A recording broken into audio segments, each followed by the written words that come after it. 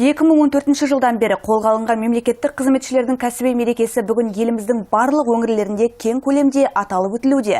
Осыған орай бүгін Ғарифолла Құрманғалиев атындағы облыстық филармонияда Батыс Қазақстан облыс әкімінің орынбасары Бақтияр Макеннің төрағалық етуімен облыстық конференция қоздырылды. Сюжетке зер салсақ. Күнтізбеде Қазақстан Республикасы президентінің жарлығымен 23 маусым мемлекеттік қызметкерлер күні мерекесімен толыққан болатын. Ал бұндағы мақсат мемлекеттік қызметкерлердің беделін көтеріп, олардың мемлекеттік қызметке деген ынтасын арттыру. Мемлекеттік қызметшілер олар қоғам мен мемлекет арасындағы берік байланысты есетін жандар. Бүгін барлық қазақстандық мемлекеттік қызметшілерге мерекелі күн, мемлекеттік қызметшілердің күні.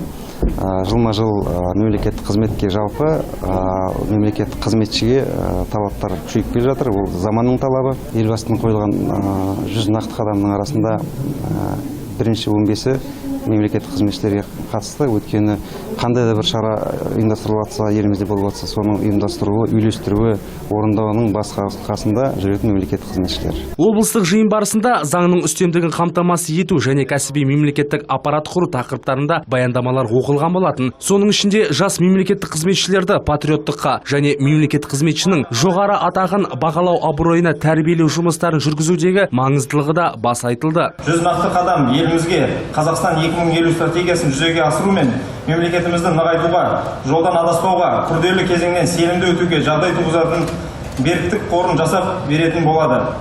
Жоспардың негізгі мақсаты аурудың сыртқы белгісін сылап-сипап қою емес, олардың жүйелі емдеу болып табылады. 5 институционалдық реформаның ең алғашқысы мемлекеттік қызметкерлер корпусын кәсіби және автономиялы етуге бағытталған.